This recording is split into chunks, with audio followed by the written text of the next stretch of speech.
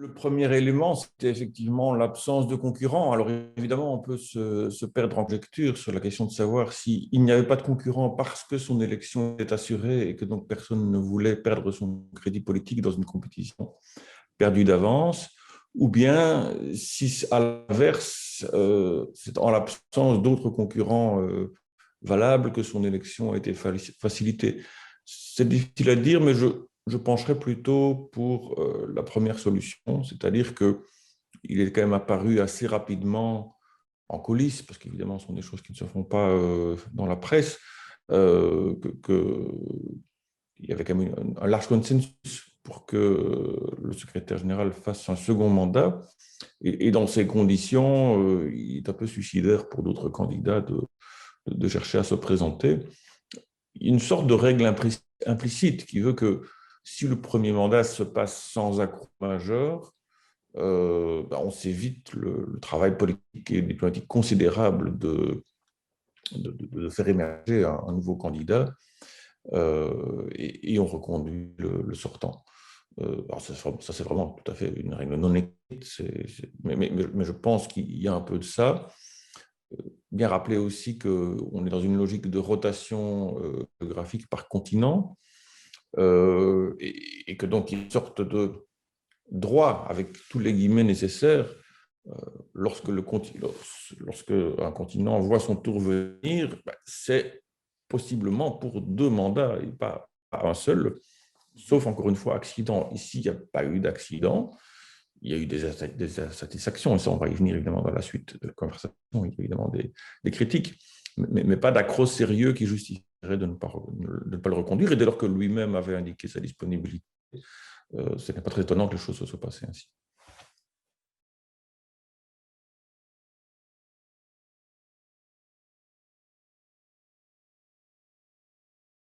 Le secrétaire général, évidemment, c'est un travail multicouche. Il y a d'abord un travail de gestion. Le secrétaire général, c'est le patron du secrétariat, qui est une grosse bureaucratie très difficile à manœuvrer, multinationale, donc très multiculturelle, mais aussi avec toutes les pesanteurs inhérentes à n'importe quelle bureaucratie. Euh, et donc, le secrétaire général doit pouvoir manœuvrer avec des personnes qui sont là en poste depuis des années et qui expliquent souvent qu'il est très difficile de faire autrement que ce qu'on a fait les années précédentes. Et en même temps, le secrétaire général arrive souvent avec des promesses de changement, d'amélioration dans l'efficience, peut-être une culture plus dynamique. Et donc, ces grandes ambitions butent souvent sur les réalités, sur l'immobilisme et les pesanteurs. Donc, je pense qu'à cet égard, le mandat de Guterres n'a pas été fondamentalement différent de ceux des prédécesseurs. Il n'a pas lancé de très grandes réformes. Il a essayé de faire évoluer les choses. Donc ça, c'est la couche managériale, je dirais. Ensuite, il y a la couche diplomatique. On s'attend à ce que le secrétaire général de l'ONU soit le porte-voix de la communauté internationale. Il rappelle les grands principes des chartes de l'ONU et évidemment, lorsque c'est nécessaire, dénonce ceux qui ne respectent pas ces principes. Cet exercice, il est extrêmement difficile à tenir dès lors que le secrétaire général dépend très fortement politiquement du bon vouloir des grandes puissances, donc des membres permanents du Conseil de sécurité, qui ont tout pouvoir au Conseil de sécurité pour tout ce qui concerne le maintien de la paix et de la sécurité internationale, et qui n'ont pas tout pouvoir, mais beaucoup de pouvoir pour le financement de l'ONU. Et donc, ça marque déjà les limites de la marge de manœuvre d'un secrétaire général qui doit en permanence trouver la bonne mesure entre ce qui est attendu de lui par, on pourrait dire, l'opinion publique internationale, pour autant qu'il en existe une, et d'autre part, ne pas heurter de front les intérêts des grandes puissances qui ne lui pardonneraient pas. Et dans le passé, on sait que les secrétaires généraux qui se sont essayés à cela ont rencontré de grandes difficultés. Et dans le cas, par exemple, de l'Égyptien Boutros Ghali, lui, par contre, n'a pas eu la possibilité de réaliser un deuxième mandat, non pas parce qu'il ne le souhaitait pas, mais parce que les États-Unis, principalement, auquel il s'était opposé à plusieurs reprises, notamment sur des questions liées aux opérations de maintien de la paix, et aussi parce qu'il lui reprochait une action insuffisante en matière de réforme, de réduction des coûts, notamment de réduction des coûts de fonctionnement de l'administration. Pour ces deux principales raisons-là, on n'a pas eu la possibilité de voir son mandat renouvelé. Donc, les secrétaires généraux le savent et donc doivent en permanence mesurer extrêmement finement leur prise de position et leur prise de parole, de façon à pas complètement abdiquer de leur fonction de porte-parole, de rappel des principes de la charte, tout en essayant de ne pas heurter de front les intérêts des grandes puissances. C'est un exercice extrêmement difficile qui forcément déçoit toujours ceux qui voudraient un porte-voix beaucoup plus vigoureux d'un certain nombre de principes internationaux.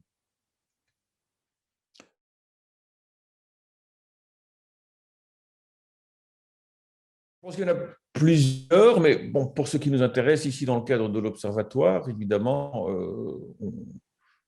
on pense au document d'action pour la paix, avec ses déclinaisons et toute une série de processus qui ont été initiés et qui participent à cette évolution permanente. Moi, je ne parlerai pas de réforme, parce que comme on est en permanence en train de réfléchir à la réforme suivante, en fait, il y a un processus d'évolution et d'adaptation permanente des opérations de maintien de la paix, de leurs principes, de la façon dont elles sont conçues, des balises que l'on y met, jusqu'où l'on accepte d'aller dans l'évolution des principes initiaux des opérations de maintien de la paix.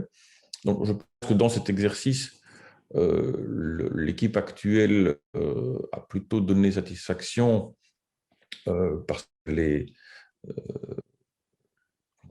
modifications et les évolutions envisagées dans l'Action pour la paix étaient vraiment adaptées aux défis qui étaient présents sur le terrain.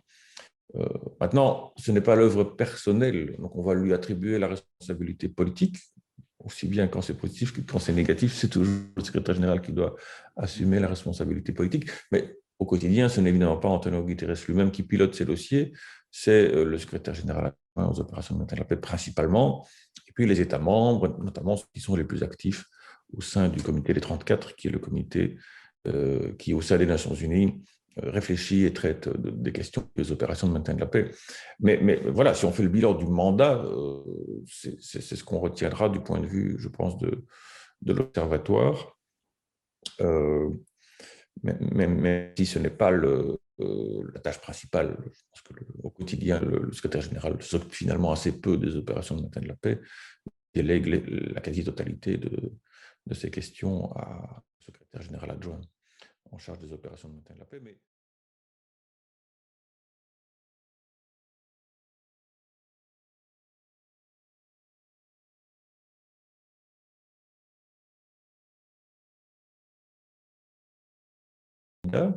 donc, il a bien conscience qu'il y a un véritable enjeu ici, mais je dirais que, comme pour la prévention, ce n'est pas un dossier nouveau. Ce n'est pas nouveau que l'on se pose la question d'un rôle accru d'un certain nombre d'organisations régionales, et en particulier sur le continent africain, un rôle accru pour l'Union africaine et pour les organisations sous-régionales. Des efforts très importants ont été faits. Et on peut dire que sur le plan conceptuel, si on se penche sur l'ensemble des documents qui ont été produits pour élaborer ce qu'on appelle l'architecture africaine paix et de sécurité, on a quelque chose qui, sur le plan des principes, sur le plan théorique, sur le plan de la préparation, est quasi parfait. On pourrait dire que, en fait, aucun autre continent n'est aussi bien équipé en la matière. Alors, ce qui bloque, évidemment, c'est la question des moyens. Les moyens financiers, budgétaires, pour soutenir les opérations qui sont coûteuses, qui sont durables, et les moyens de soutien logistique. Déployer quelques milliers de soldats, certains pays africains savent faire, mais laisser en opération dans de bonnes conditions pendant plusieurs mois, voire plusieurs années, ce qui est le standard maintenant pour les opérations de maintien de la paix, ça, on a pu observer à plusieurs reprises que sans un soutien extérieur, ils n'y parvenaient pas. Donc la grande difficulté maintenant, c'est, et on n'a pas encore trouvé la pierre philosophale en la matière, c'est de pouvoir comment dire, confier la direction politique et stratégique d'une opération aux organisations africaines ordonnant les moyens financiers.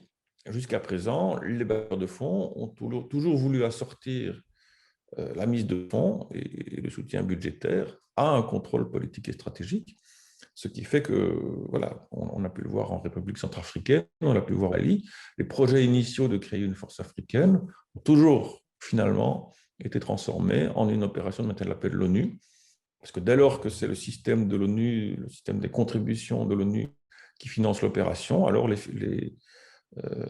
principaux bailleurs de fonds veulent avoir aussi les leviers politiques et stratégiques. On peut comprendre, du point de vue de leur intérêt, ce n'est pas complètement choquant, mais c'est vrai que jusqu'à présent, la possibilité de réellement mettre en œuvre ce slogan de faire pleinement prendre en charge par les Africains les problèmes de sécurité en Afrique, bute sur ces questions. Alors, dans son programme, Antonio Guterres ouvre la porte à cette possibilité de voir des opérations pilotées par l'Union africaine, financées par le système de l'ONU, avec quelques modalités un peu novatrices qu'il propose. Maintenant, voilà, ce n'est évidemment pas lui qui pourra décider. Il faudra qu'il convainque les principaux bailleurs de fonds. Mais ce qui a fait obstacle ces dernières années risque fort de continuer à poser des difficultés à l'avenir. Donc voilà, l'avenir le dira. Un retrait, en tout cas d'une réduction inéluctable à terme de leurs effectifs, et donc ça posera nécessairement la question de la prise en charge à la fois politique et militaire de la sécurité de la région par les Africains. Et ça, c'est un enjeu fondamental. C'est le cœur de la problématique de l'insécurité internationale pour l'instant. Et ça ne concerne pas que les Africains, ça concerne aussi la sécurité des Européens via la question des flux migratoires, via tous les intérêts que certains pays européens peuvent avoir dans la région. Là, il y a vraiment un enjeu très, très important et je pense que le secrétaire général fraîchement réélu l'a parfaitement compris. Ce sera une de ses priorités.